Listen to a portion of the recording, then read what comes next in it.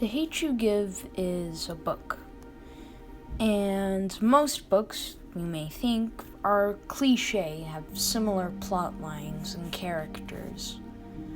Well, I'm here to tell you that this story is unique. Most books lean toward highly saturated genres, whether it's fantasy or dystopia. There are thousands upon thousands of books in those categories, but this is a realistic fiction novel. Now, there are still tons of realistic fiction, but this one in particular is very special, probably because of the way it shines a light on police violence and racism. This is my review of The Hate U Give. Every story has its hero. In The Hate U Give, we follow Star. She is coping with the death of her childhood best friend Khalil.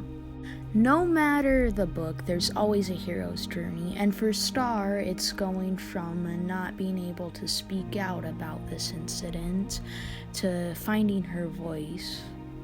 Part of this book's social commentary is how Star's best friend, Khalil, was shot by a white police officer.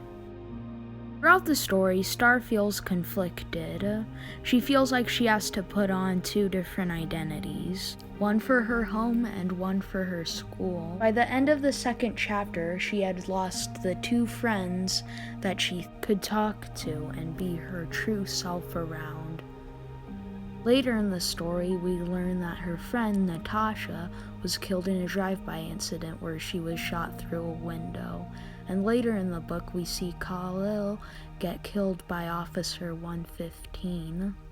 Star feels alone, but she learns throughout the book to be herself around people, such as Chris, her boyfriend, and her friend Maya. A quote from the book that I really like is just that Khalil and Natasha are dead doesn't mean that Star has to stop living. So with that understanding of the plot, I can start talking about the themes that it has and implications. Part of this book's charm is that it's a coming-of-age story and a social commentary. I think everybody should read this book once, either for education on how we need to move forward as a society, or for entertainment, as it's a great read either way.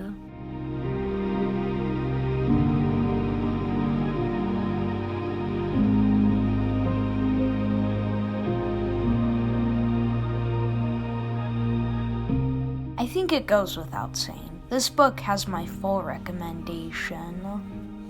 But this book wouldn't be here without its author, Angie Thomas, who I want to thank for writing this book. But now I'm going to rank this book out of 10.